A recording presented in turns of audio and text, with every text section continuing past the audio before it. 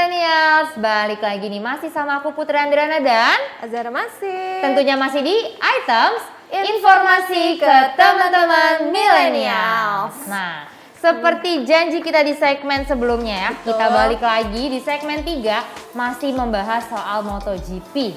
Iya, karena kita akan membahas mengenai pembalap yang banyak meraih kemenangan nih. Betul ya, banget. kayaknya idola-idola kita juga bakalan masuk nih ke segmen Atau mungkin ini. idola teman-teman di rumah ya bisa share siapa sih idola kalian dan kenapa kalian mengidolakannya. Iya. Ya kan?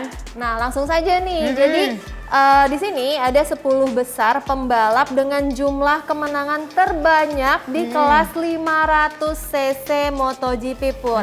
Jadi yang pertama nih ada Valentino Rossi. Dan bahkan nih hingga saat ini Valentino Rossi ini masih tercatat sebagai pembalap dengan jumlah kemenangan terbanyak di kelas 500 cc MotoGP. Dan Rossi ini juga mengungguli legenda balap asal Italia Giacomo Agostini yang saat ini berada di posisi peringkat kedua setelah Rossi. Dan sejak debut di kelas utama pada tahun 2000, Rossi berhasil membukukan 89 kemenangan, 61 kali finish di urutan kedua, dan 49 kali menduduki podium ketiga, Put.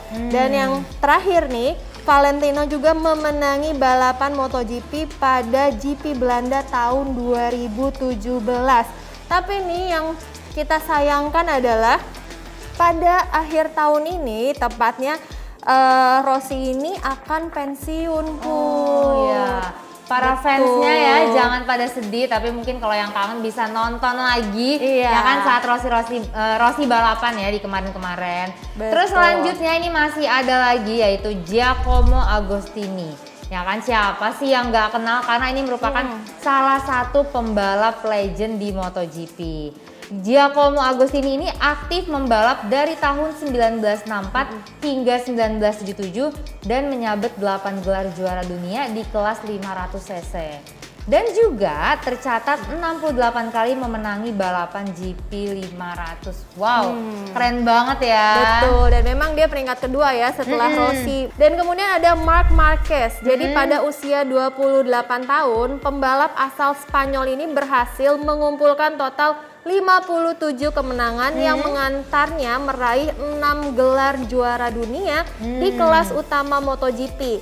Dan gini ya Put ya, pembalap Repsol Honda tersebut menyandang predikat The Man to Beat di kelas Premier. Wah, Keren banget. Tapi nggak cuman itu aja, masih ada lagi. Ini pembalap legend yaitu Michael Doohan. Dengan 54 kemenangan, Mike Doohan ini adalah pembalap keempat dengan kemenangan terbanyak dalam sejarah kejuaraan dunia MotoGP. Kemenangan pertamanya itu berawal dari Grand Prix Hungaria 1990, yang mana puncaknya itu pada Grand Prix Jepang 1999 dengan 5 gelar juara dunia, 54 kemenangan kelas utama, 95 podium, dan 58 pole position. Nah, oke, keren-keren semua ya Put ya. Tapi gak hanya itu nih, ini ada idola aku nih. Oh iya. Yang tadi aku udah sounding di awal, yaitu ada Jorge Lorenzo. Ya. Nah, selama 8 tahun berkiprah di kelas Premier, pembalap Spanyol itu meraih total 47 kemenangan yang menempatkannya sebagai pembalap kelima dengan kemenangan terbanyak dalam sejarah kelas 500 cc.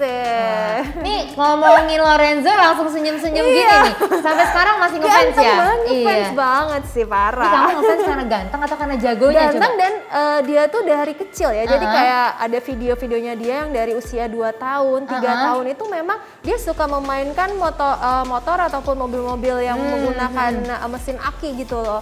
Dan dia tuh udah bisa gitu loh. Oh, berarti Kayak- emang dia dari kecil tuh udah ada bakatnya tuh udah kelihatan iya, ya. betul banget. Terus lanjut lagi nih masih ada Casey Stoner. Meskipun sudah pensiun dini, Casey Stoner itu menjadi salah satu talenta top yang berhasil melewati kelas utama kejuaraan dunia MotoGP.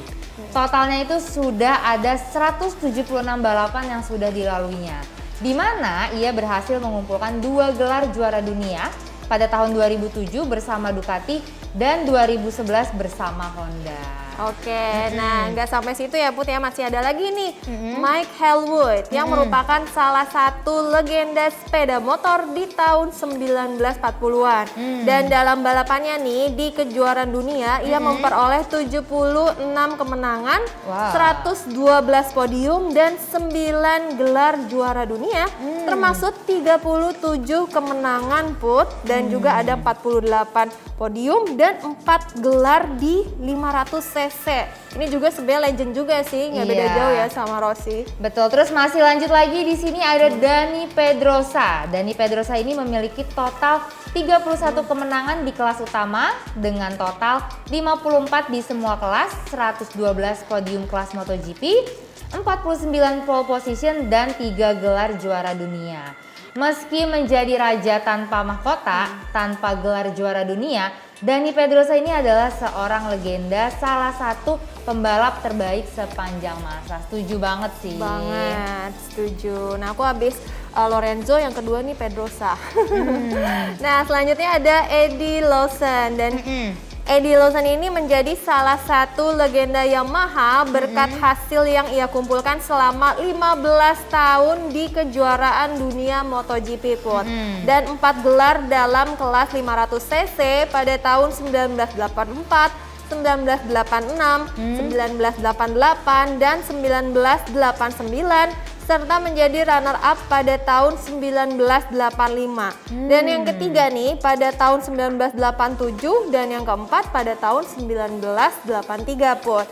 Dan ia juga telah memenangkan 31 Grand Prix serta meraih 78 podium dan 18 pole position.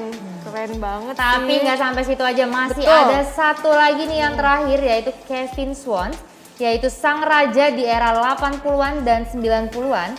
Kevin Swans ini menutup 10 besar pembalap dengan kemenangan terbanyak di era 500 cc dan MotoGP. Ia juga menjadi pembalap benchmark Suzuki, dan justru dengan motor inilah ia meraih satu-satunya gelar juara dunia, 25 kemenangan dan 29 pole position. Kita applause ya Yes, buat 10 besar pemotor, istilahnya rider ya. Pembalap ya, pembalap terbaik terkenal di dunia. Betul Ya. banget. Dan kalau ngebayangin ya, mereka tuh keren banget, dan aku tuh nggak ngebayangin gimana caranya mereka latihan bisa sampai sejago itu. Nah, Iya nggak sih? makanya selain tadi bakat yang aku bilang itu, si Lorenzo tuh udah dari kecil memang ada video dia yang suka dia tuh menggunakan motor dan segala macam, suka berkompetisi. Nah, ada juga tentunya kemauan dan juga training. Betul banget, dan pastinya juga ada fasilitas ya yang harus mendukung. Betul, karena kan dari beberapa brand tersebut kan kayak Honda, Suzuki, mereka juga memfasilitasi ibaratnya mereka supaya lebih bisa mengeksploratif dalam hal MotoGP tersebut. Iya, betul banget. Dan sampai situ dulu pembahasan kita mengenai MotoGP ya, karena rasanya kayaknya udah cukup. Tapi Betul. aku dan Zahra nggak akan berhenti sampai situ aja. Di episode-episode selanjutnya, aku dan Zahra akan balik lagi kasih informasi-informasi yang pastinya seru, menarik, dan informatif. Makanya Betul.